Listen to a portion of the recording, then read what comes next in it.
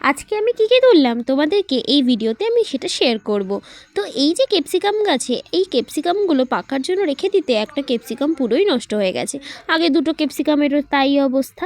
তো এই ক্যাপসিকাম একটা নষ্ট হয়ে যাওয়ার জন্য আমি ভাবলাম ক্যাপসিকামগুলো তুলেই নিই। তো পাকার জন্য রেখে দিয়েছিলাম যে কয়েকটা বীজ করে রেখে দেবো।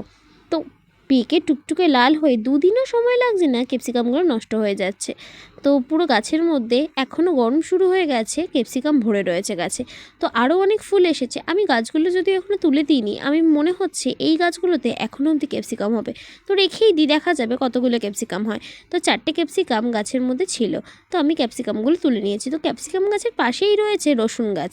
তো রসুনগুলো এখনও বড় হয়েছে কিনা আমি জানি না। গাছগুলো যখন শুকিয়ে আসবে তখন ওগুলো হারভেস্ট করব। আর এই যে একটা লাউ গাছ ক্যারেটের মধ্যে লাগানো ছিল।